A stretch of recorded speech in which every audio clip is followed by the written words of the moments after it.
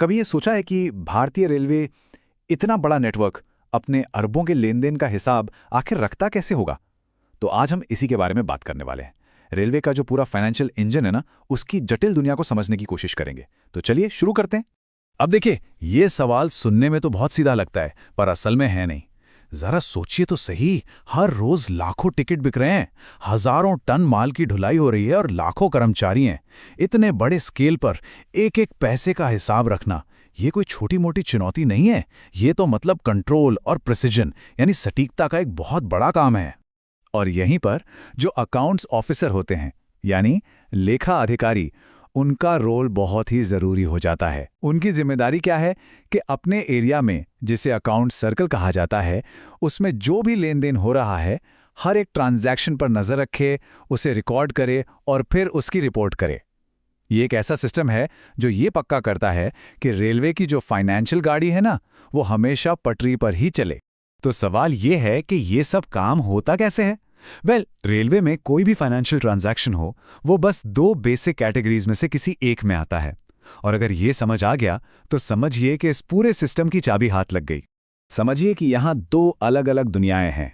एक तरफ है कैश ट्रांजैक्शंस, मतलब नकद लेन देन, जहां असल में पैसा एक हाथ से दूसरे हाथ में जाता है। और दूसरी तरफ है बुक एडजस्टमेंट्स। ये सिर्फ कागजों पर होता है। मान लीजिए एक डिपार्टमेंट से दूसरे डिपार्टमेंट में फंड्स ट्रांसफर करने हैं, तो ये एक तरह से इंटरनल मामला है। और हाँ, दोनों को रिकॉर्ड करने का तरीका भी शुरू से ही अलग होता है। तो फिर इन सारे लेन देनों को रिकॉर्ड कहाँ किया जाता है? इसके लिए हैं 4 मेन रिकॉर्ड्स। और इनको सिर्फ पुरानी किताबें मत समझिए। ये वो 4 पिलर्स हैं, वो स्तंभ हैं जिन पर रेलवे का पूरा फाइनेंशियल स्ट्रक्चर खड़ा है। चलिए देखते हैं कि ये चारों मिलकर काम कैसे करते हैं। सबसे पहले है जनरल कैश बुक। ये समझिए कि रोज की डायरी है। फिर महीने के आखिर में इस पूरी डायरी की एक समरी बनती है, जो जनरल कैश एब्स्ट्रैक्ट बुक में जाती है। जो इंटरनल ट्रांजैक्शंस होते हैं वो जर्नल में रिकॉर्ड होते हैं।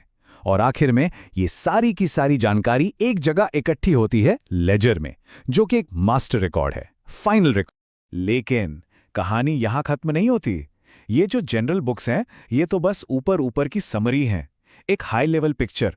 असली कहानी, असली डिटेल, वो तो सब्सिडियरी रिकॉर्ड्स के एक बहुत बड़े जाल में छुपी होती हैं। इनमें क्या क्या आता है? जैसे कि आय के लिए अलग रजिस्टर, जो भी काम हो रहे हैं उनके लिए अलग रजिस्टर, और हाँ, सस्पेंस रजिस्टर भी। ये तो बस कुछ ही नाम है। इससे अंदाजा लगता है कि ये सिस्टम कितना डीप और डिटेल में जाता है, जहां हर ट्रांजैक्शन की एकदम बारीकी से जांच होती है।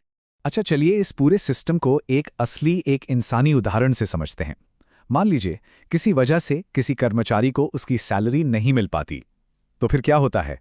क्या वो पैसा कहीं खो जाता है? नहीं, बिल्कुल नहीं। इसके लिए रेलवे के पास एक स्पेशल मैकेनिज्म है, जिसे डिपॉजिट्स अनपेड वेजेस कहते हैं। ये एक खास तरह का होल्डिंग अकाउंट है।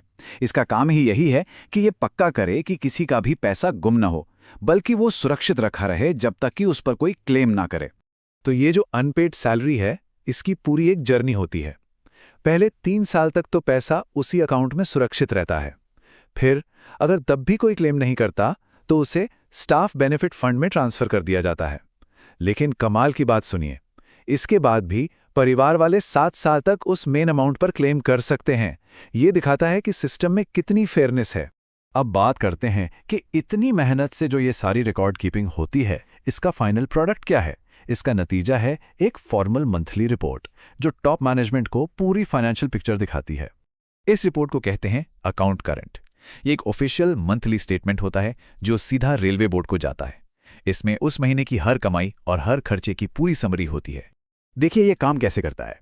हर अकाउंट के लिए 2 कॉलम होते हैं, एक उस महीने के ट्रांजैक्शंस का और दूसरा उस महीने तक पूरे साल का टोटल।